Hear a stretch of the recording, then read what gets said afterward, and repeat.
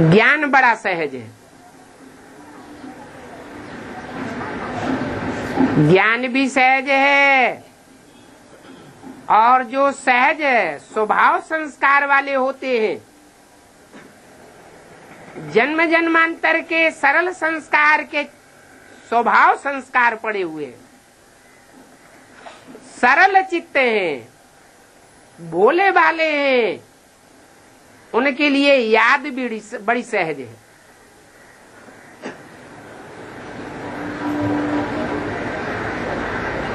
जिनके संस्कार ही जन्म जन्मांतर के ऐसे हैं, छल छिद्र कपट के, उनको बाप की याद में बड़ी अड़चन आती है, याद सहज नहीं हो पाती है, तो याद भी कठिन लगती है। वास्तव में याद कठिन है नहीं,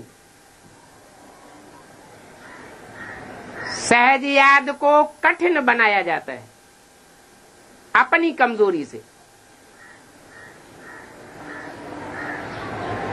भगवान वाचे, मैं तुमको सहज ज्ञान सुनाता हूं,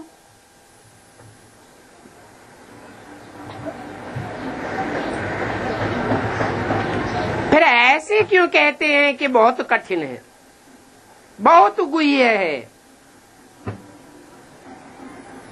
गीता में भी लिख दिया है, गुह्यात गुह्यतरम ज्ञानम, गुह्य ते गुह्य राज समझाता हूं। भगवान को भी ले जा करके गुहा में बैठा दिया है,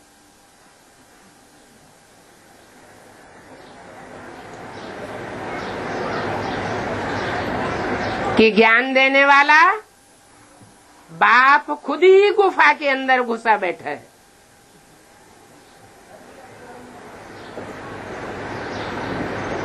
वास्तव में सरल चित्त होने की बात है। मनुष्यों ने इस बात को स्वीकार किया है, मनुष्य गुरुओं ने। गीता शास्त्र में भी लिखा है कि हे अर्जुन, तू कोरा कागज बन जा,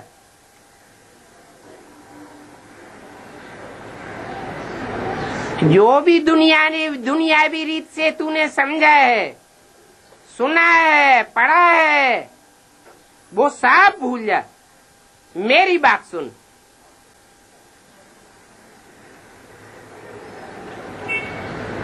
तो जो भी पुरुषार्थी है, उनको पहले भगवान के सामने स्वयं सरल चित्त होना चाहिए। जो सरल चित्त होगा,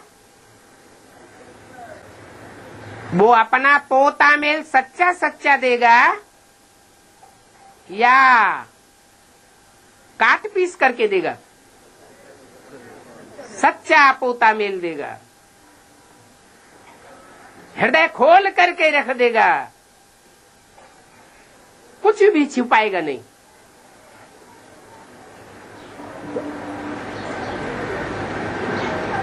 तो शास्त्रों में लिख दिया है, भक्ति मार्ग के शास्त्रों में सारी बातें लिखी हुई हैं।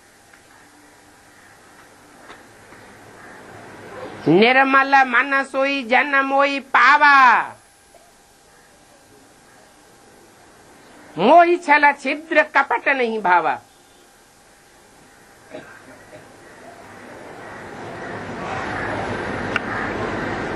छल छिद्र कपट करना ये रावण का खेल है।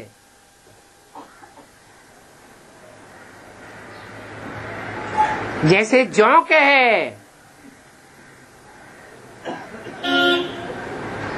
पानी एक जैसा है, फिर भी टेढ़ी मेढ़ी होकर के चलती है। ऐसे ही ज्ञान सागर बाप भी संसार में जब आता है और जिस मुकर्रर रथ में आता है,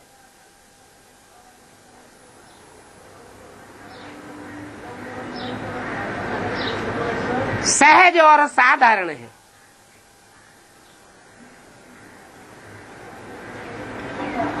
परंतु जोंक की चाल चलने वाली आत्माएं